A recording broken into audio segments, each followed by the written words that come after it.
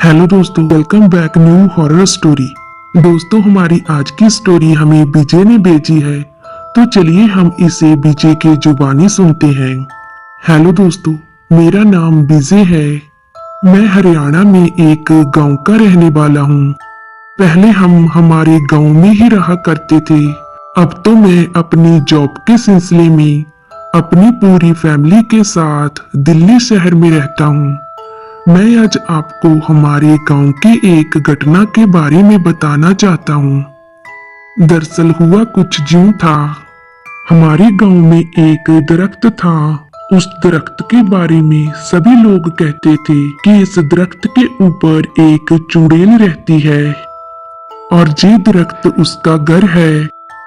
हमारे गांव का जो सरपंच था वो भगवान को बहुत मानता था और वो बहुत ही रहमदिल आदमी था।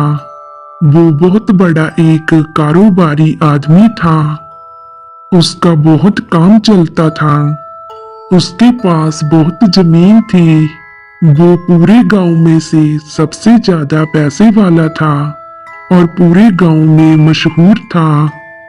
और उसके पास एक बहुत बड़ी हवेली थी, जिस हवेली में वो अकेला ही रहा करता था, क्योंकि उसकी बीवी मर चुकी थी और उसके कोई बच्चा भी नहीं था।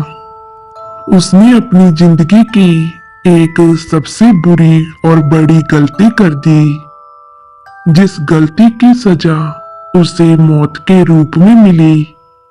दरअसल हुआ कुछ ये था कि जिस जगह पर उसकी हवेली थी, उसकी हवेली को आने वाले रास्ते पर कुछ ही आगे जाकर वो पुराना चुड़ैल का दरख्त था, जिस दरख्त से पूरा गांव डरता था।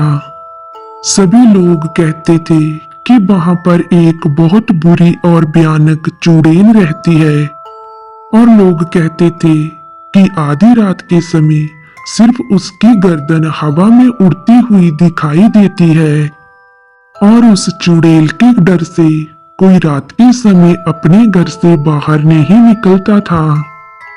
कोई इस बात को मनगढ़ंत कहानी कहता था और कोई कहता था ये बात सच है। खैर, मैं और मेरे घर वाले तो ये बात को मानते थे कि उस पेड़ में कुछ ना कुछ तो गड़बड़ है, कि वो पेड़ एक श्रापित पेड़ है। पता नहीं क्यों दिन के समय उस पेड़ के पास जाते ही इंसान को एक अजीब ही तलब लग जाती थी और अपने पास किसी के होने का एहसास भी होता था, लेकिन वो एहसास दिन के समय सिर्फ होता था, दिखाई नहीं देता था।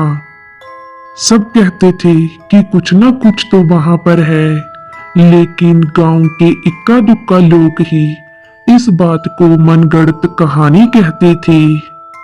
लेकिन जो हमारे गांव का सरपंच था, वो अपनी बड़ी सी हवेली में रहता था, जो कि उस दरख्त के पास ही थी। वो गांव का सबसे अमीर आदमी था।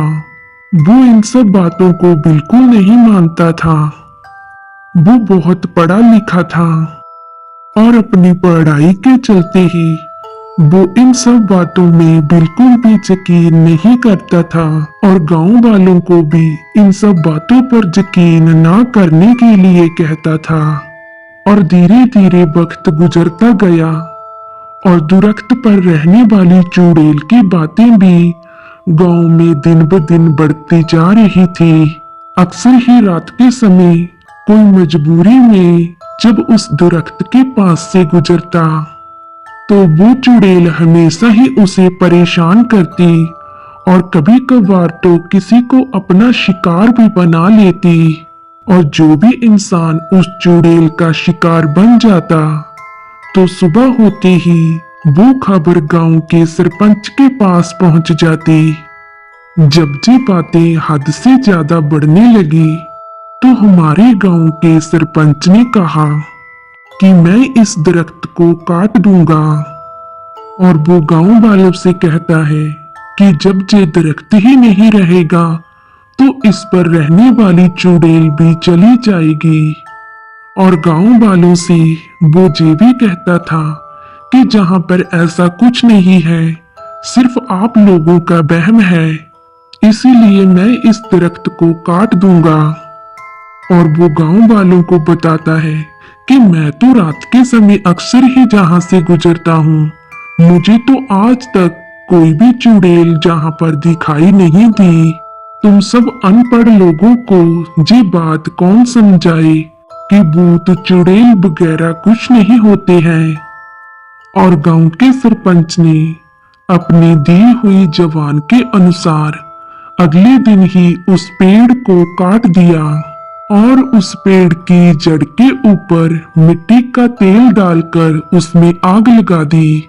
जब उस पेड़ को आग लगाई जा रही थी, पूरा गांव वहां पर था और धीरे धीरे अब रात होने लगी और कोई भी दुर्घटना नहीं हुई। ऐसे ही कुछ दिन गुजर गए तो तकरीबन 10 दिनों के बाद गांव के सरपंच ने गांव के लोगों को कहा कि देखा उस दरख्त पर कोई भी चुड़ैल नहीं थी, ये सब तुम लोगों का एक वहम था, क्योंकि तुम लोग अनपढ़ हो, पढ़े लिखे नहीं हो, इसीलिए इन सब बातों को मानते हो। वहां पर कोई भी चुड़ैल डायन भूत प्रेत नहीं था।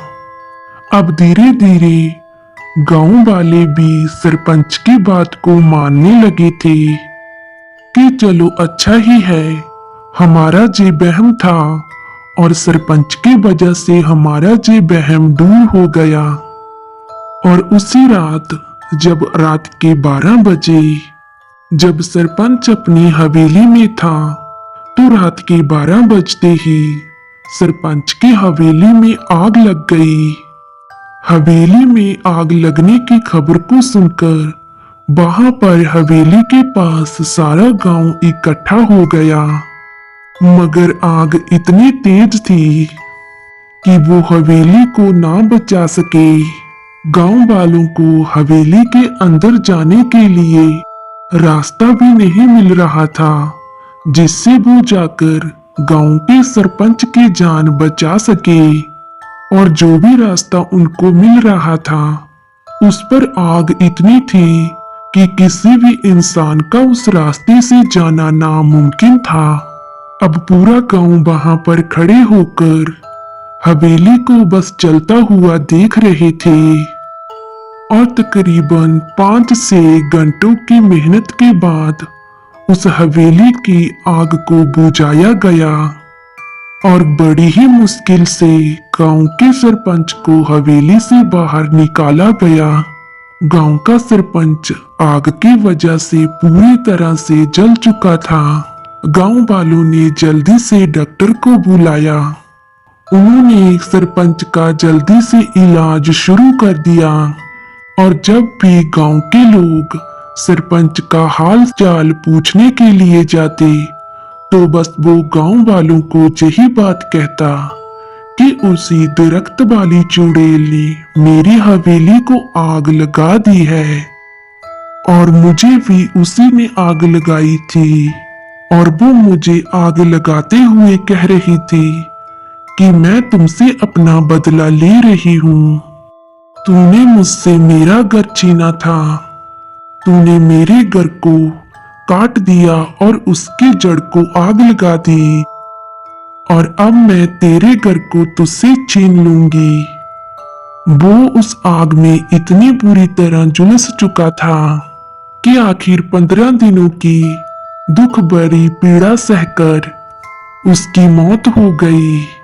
और अब तो हमारे गांव के लोग पहले से ज्यादा उस चुड़ैल से डरने लगे थे, और उस चुड़ैल की डर की वजह से हमारे गांव वालों ने उस दरख्त की ओर जाने वाले रास्ते को ही बंद करवा दिया।